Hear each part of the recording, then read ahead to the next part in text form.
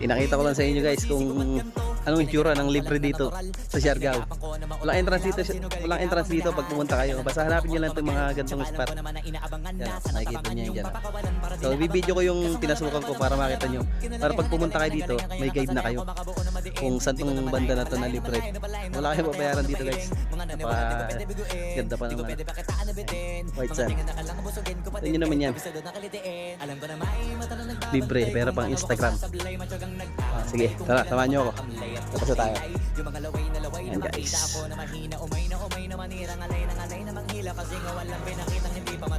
Palabas na tayo.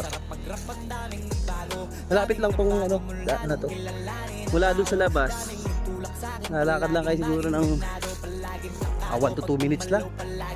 Pag nilakad nyo to.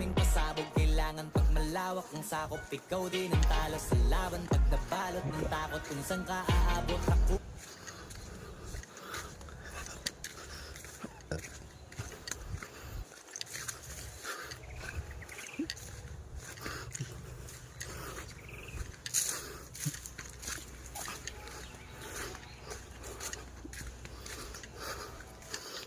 Yan. Dadaanan nyo dito parang ano lang, pathway lang ng tao. Pero tingin ko nakakapasok din ng motor kasi may nakikita akong mga gulong ng motor dito. Pwede nyo rin ipasok yung motor. Mahirap lang mag-backing pagdating sa dulo.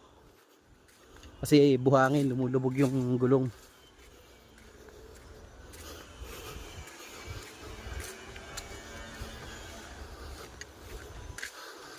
Ayan guys, labas na yan. Ayun na yung ginagawa namin.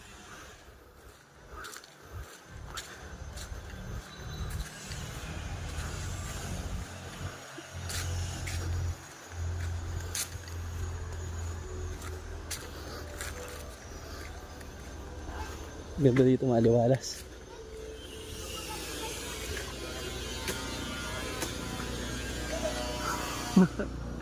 Okay ka. Ayaw mga ng ano, nyug na bata. Dito mga bata dito.